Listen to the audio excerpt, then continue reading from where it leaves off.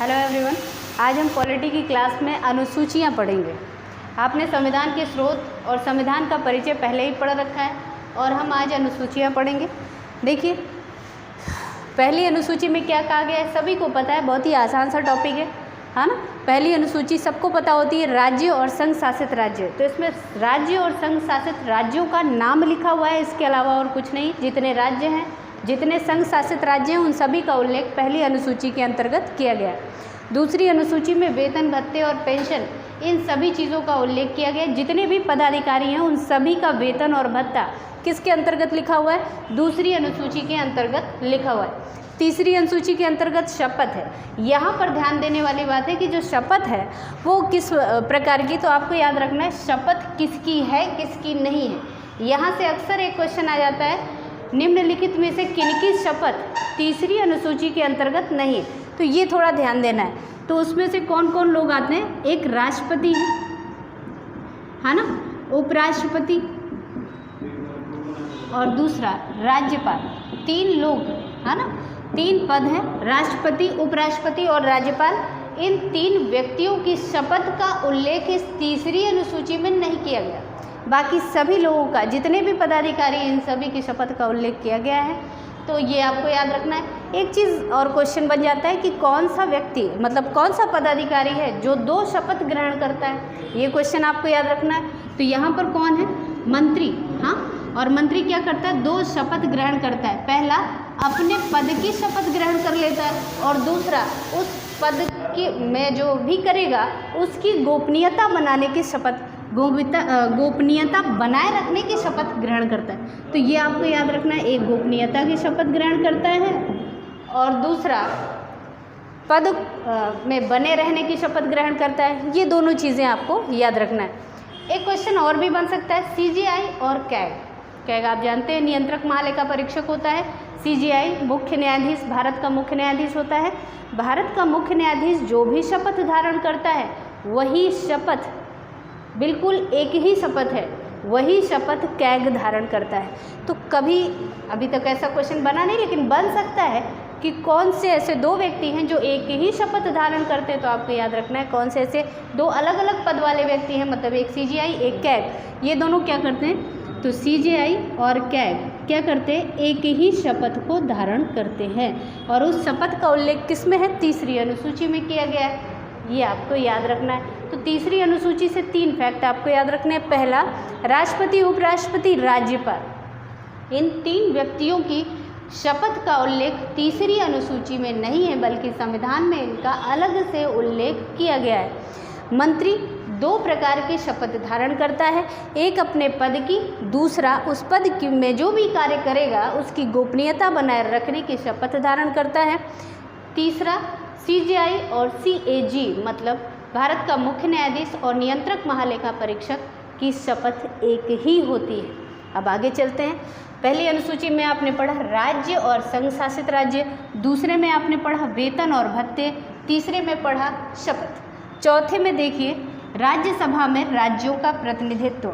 चौथी अनुसूची अक्सर बच्चों के समझ में नहीं आती कि राज्यसभा में ये क्या लिखा हुआ है। तो आपको याद रखना है, राज्यसभा में जितने लोग बैठते हैं वो कहाँ से आते हैं? राज्यों से आते हैं। राज्यों की विधानसभाओं से अप्रत्यक्ष रूप से राज्यसभा में लोग आते हैं। तो किस राज्य से कितने लोग आएंगे, ये सारी चीज़ें किस में हैं? आपको याद रखना है किस में है? चौथी अनुसूची में। जैसे उत्तर प्रदेश से कितने लोग राज्यसभा में जाएंगे, उत्तर प्रदेश की विधानसभा से कितने लोग जाएंगे, या फिर राज्यसभा की विधानसभा से कितने सदस्य राज्यसभा जाएंगे, या फिर एमपी की विधानसभा से कितने सदस्य जाएंगे। तो जितने राज्य हैं उन सभी राज्यसभाओं की विधानसभाओं से कितने सदस्य राज्यसभा जाएंगे, इसका उल्लेख किस में है? चौथी अनुसूची में। आगे देखते हैं पांचवी अनुसूची। पांचवी अनुसूची अनुसूचित जाति और अनुसूचित जनजाति। जितने भी भारत में क्षेत्र हैं, बहुत सारे ऐसे राज्य हैं जहाँ अनुसूचित जातियों का और अनुसूचित जनजातियों का परसेंटेज बहुत अधिक है। तो ऐसे क्षेत्रों के लिए गवर्नमेंट सरकार अलग से प्रशासनिक व्यवस्था करती है। तो आपको याद रखना है, जहाँ अनुसूचित जनजाति है, जहाँ अनुसूचित जाति है, उन क्षेत्रों के लिए अलग से प्रशासनिक व्यवस्था का निर्माण किया जाएगा। किस प्रकार से, कहाँ कहाँ, किन क्षेत्रों में किया जाएगा, इसका उल्लेख किस में है? पांचवी अनुसूची में है। समझ में आया होगा। जितने भी अनुसूचित जाति क्षेत्र हैं, अनुसूचित जनजाति क्षेत्र हैं, उनका प्रशासन किस प्रकार से किया जाएगा, या कहाँ कहाँ अनुसूचित जाति और जनजाति क्षेत्र हैं, ये सारा उल्लेख कहाँ पर है, 5वीं अनुसूची में किया गया है। आगे देखिए 6वीं अनुसूची, असम, मेघालय, मिजोरम और त्रिपुरा, इन 4 राज्यों को स्पेशल बताया गया है कि इन 4 राज्यों में अनुसूचित जनजाति क्षेत्र हैं और इन 4 राज्यों की अलग से प्रशासनिक व्यवस्था की जाएगी। तो आपको याद रखना, यहाँ से एक क्वेश्चन आ जाता है कि अनुसूचित जनजाति जो क्षेत्र हैं, असम, मिजोरम, त्रिपुरा और मेघालय, यहाँ पर प्रशासनिक व्यवस्था करता है केंद्र। तो यहाँ से एक क्वेश्चन आता है कि निम्नलिखित में से किस राज्य को 6वीं अनुसूची में नहीं रखा गया, और उनमें से एक ऑप्शन मिलेगा आपको अलग, जो कि ना असम होगा, ना मेघालय होगा, ना त्रिपुरा होगा, या फिर ना मिजोरम होगा। तो आपको याद रखना है असम, मेघालय, मिजोरम, त्रिपुरा, ये 4 राज्य हैं जिनके लिए अलग से जनजातीय क्षेत्रों के प्रशासन की व्यवस्था की गई है। 6वीं अनुसूची में कुल 4 राज्यों के लिए जनजातीय प्रशासनिक व्यवस्था अलग से की गई है, असम, मेघालय, मिजोरम और त्रिपुरा, ये आपको याद रखना है। इसके अलावा और कोई राज्य यहाँ पर शामिल नहीं है। ये क्वेश्चन आपसे बहुत बार पूछा गया, पीसीएस में पूछा गया, तो आपको याद रखना है, पूछेगा निम्नलिखित में से कौन सा राज्य 6वीं अनुसूची में है अथवा नहीं है। समझ में आया होगा। आगे चलते हैं 7वीं अनुसूची, शक्तियों का विभाजन, सबसे महत्वपूर्ण अनुसूची है। 1935 के अधिनियम में भी शक्तियों का विभाजन किया गया था और ये 3 अनुसूचियाँ वहाँ पर भी थी। तो अगर ये कह सकते हो कि शक्तियों का विभाजन कहाँ से आया है, तो आपको याद रखना है कहाँ से आया, 1935 के अधिनियम से आया। केंद्र सूची, राज्य सूची और समवर्ती सूची। यहाँ से एक बहुत बढ़िया प्रश्न बन जाता है, कभी कभी पूछ लेता है कि केंद्र सूची में कितने विषय हैं, राज्य सूची में कितने विषय हैं। तो अगर पूछा जाए कि केंद्र सूची में कुल कितने विषय हैं, तो आप क्या जवाब दोगे? कुल कितने विषय हैं? 97 है ना। एक क्वेश्चन और बन सकता है, केंद्र सूची में गणना के आधार पर कितने विषय हैं? तो अगर आप गणना करोगे तो 92 का, 92 खा, 92 गा, 3 विषय और जुड़ गए। तो ऐसे का, खा, गा अगर देखोगे, सारी गणना कर लोगे तो कुल मिला के 100 विषय हो जाते हैं, है ना। तो पहले अगर क्वेश्चन सीधे सीधे पूछता है कुल कितने विषय हैं, तो 97, गणना के आधार पर कितने विषय हैं, तो 100। ये आपको थोड़ा सा याद रखना। कैसे 97 है?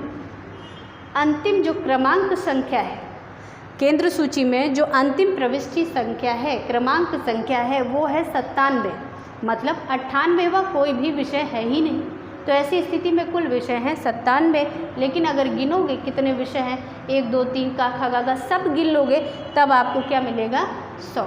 तो अगर आपसे इस तरह से क्वेश्चन पूछे गणना के आधार पर केंद्र सूची में कितने विषय हैं, तो आपको याद रखना है 100। अगर ऐसे पूछ ले कुल कितने विषय हैं, तो 97, क्योंकि 98 में विषय का उल्लेख नहीं। आगे देखिए राज्य सूची। राज्य सूची में कितने विषय हैं? बिल्कुल इसी तरह यहाँ पर भी स्थितियाँ हैं। राज्य सूची में अगर देखा जाए गणना के आधार पर कितने विषय हैं, तो 61 हैं। कितने हैं? 61। और अगर गणना के आधार पर 61 है, और अगर कुल विषय देखे जाएँ तो कितने हैं? 66, है ना। कुल विषय थे 66, और आज भी 66 विषयों की क्रमांक संख्या है। लेकिन उन 66 विषयों में 5 विषयों में कुछ जगह स्टार लगा दिया गया है ना। जैसे मान लो उदाहरण के लिए कोई भी एक अनुच्छेद ले लो, कोई भी एक क्रमांक ले लो, जैसे 17, हाँ 17वां विषय संख्या है, तो 17वें विषय संख्या के आगे इस तरह से स्टार लगा हुआ है ना। तो इस तरह क्या हुआ? एक विषय हट गया। इसी तरह के 5 विषय यहाँ से हटा दिए गए। तो राज्य सूची में अगर देखा जाए तो कुल कितने विषय हैं? अगर देखें तो 66 हैं। कितने हैं? 66, क्योंकि अंतिम प्रविष्टि संख्या आज भी 66 है। भले बीच में कुछ संख्याओं में कुछ स्टार लगा हुआ है, लेकिन अंतिम विषय तो 66वां है ना। तो हम तो यही मानेंगे ना कि 66 है। हाँ, अगर गणना की जाए तो फिर 5 माइनस हो जाते हैं। तो गणना के आधार पर कितने हो जाते हैं? याद रखना, गणना के आधार पर 61 हो जाते हैं। सीधा सा क्वेश्चन का जवाब है। इसी में बच्चे गलत कर देते हैं। अक्सर पूछा जाता है राज्य सूची में कितने विषय हैं, तो 66 की जगह 61 जवाब दे देते हैं और वो क्वेश्चन हो जाता है गलत। वैसे ये विवादित क्वेश्चन भी है, इस वजह से ये क्वेश्चन जल्दी पूछा नहीं जाता, लेकिन यहाँ कोई विवाद नहीं है। केंद्र सूची बिल्कुल स्पष्ट आंसर है और ये बहुत बार आपसे पूछा गया है, तो आपको याद रखना है कि केंद्र सूची में कुल मिला के कितने विषय 97, अगर गणना करोगे तो 100 विषय। राज्य सूची में अगर देखो तो 66 विषय है, 66 विषयों की प्रविष्टि संख्या है, लेकिन अगर गणना करोगे तो बीच में 5 विषयों में स्टार लगा हुआ है और कुल 61 विषय हैं। इसी तरह कुछ समवर्ती सूची में भी है। समवर्ती सूची में अगर देखा जाए तो कितने विषय हैं, कुल 47 विषय हैं और कितने जुड़े हुए विषय काका गागा अंगा करके, तो ये कितने हो जाते हैं 52। तो गणना के आधार पर 52 और कुल विषयों अंतिम प्रविष्टि संख्या के आधार पर 47, मतलब अंतिम प्रविष्टि संख्या समवर्ती सूची में भी 47 ही है। 48वां विषय कोई नहीं लिखा गया और गणना करें अगर ABCD गिनेंगे तब आ गया 52। तो आपको याद रखना है, जब तक आपसे ये ना पूछे कि गणना के आधार पर कितने विषय हैं तो आप नई डिजिट नहीं बताएंगे, जब तक ये ना पूछे गणना के आधार पर, है ना। और अगर आपसे पूछ रहा है कितने विषय हैं तो सीधे सीधे ये आंसर होगा केंद्र सूची में 97, राज्य सूची में 66 और समवर्ती सूची में 47। इसके अलावा आपको कोई भी आंसर नहीं देना।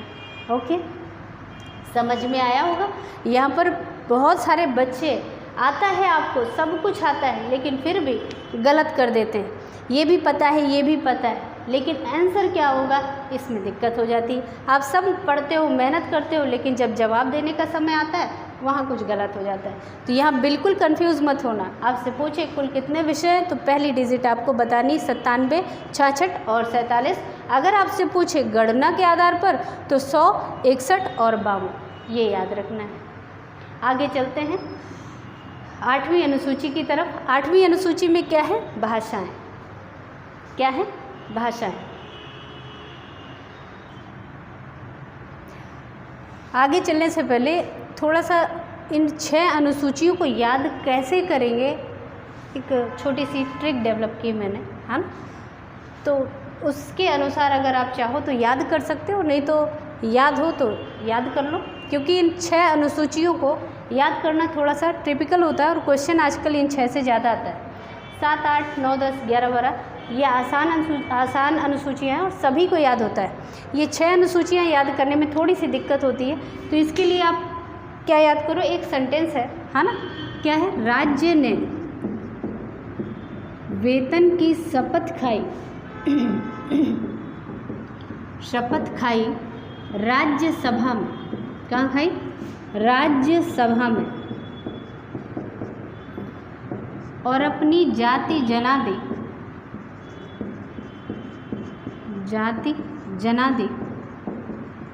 असम, मिजोरम, त्रिपुरा में।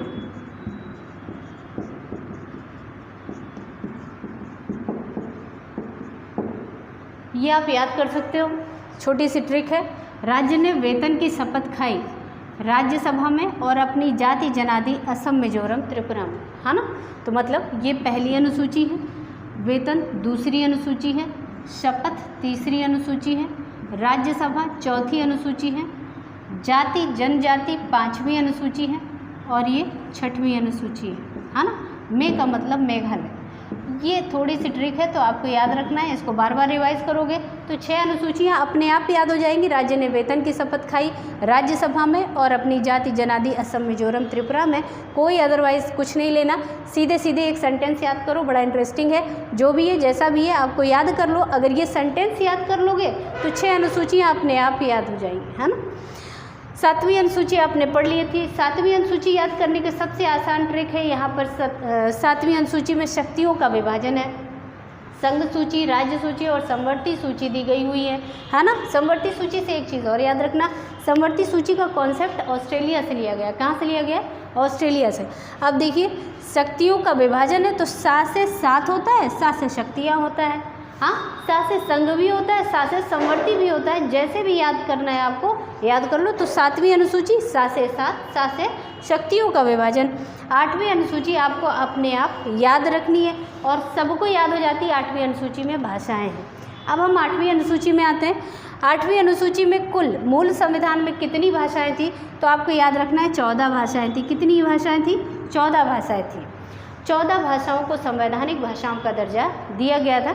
21वां संविधान संशोधन हुआ 1967 में और सिंधी भाषा जोड़ी गई।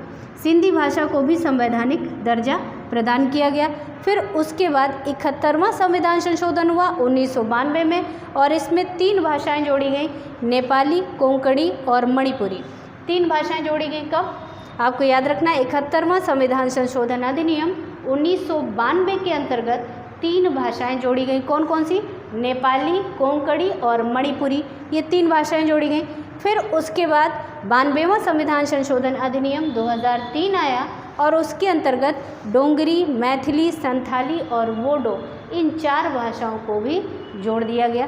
तो वर्तमान में अगर देखा जाए तो 8वीं अनुसूची के अंतर्गत कुल कितनी भाषाएं आती हैं? तो वो कुल कितनी भाषाएं हैं? 22 भाषाएं वर्तमान में संवैधानिक भाषाएं हैं। तो आपको याद रखना है, इस तरह से कभी कभी क्वेश्चन पूछ दिया जाता है कि कितनी भाषाओं को संवैधानिक भाषाओं का दर्जा प्राप्त है, या इस तरह से। तो आपको याद रखना है 22 भाषाएं। कभी कभार इस तरह का भी क्वेश्चन आ जाता है कि भारत में कुल कितनी भाषाएं। छोटी छोटी एग्जाम में इस तरह के क्वेश्चन आते हैं। भाषाएं तो बहुत हैं, बोलियां भी बहुत हैं, हज़ारों में हैं, लेकिन जब ऑप्शन मिलेगा तो इस तरह से मिलेगा 12, 18, 14, 22। तब आपको याद रखना है 22 भाषाएं आप लिखेंगे, क्योंकि भारत के संविधान में जितनी भाषाएं दर्ज है इतनी ही मानी जाती है कि भारत में भाषा है। तो आपको याद रखना है। 9वीं अनुसूची की ओर चलते हैं हम।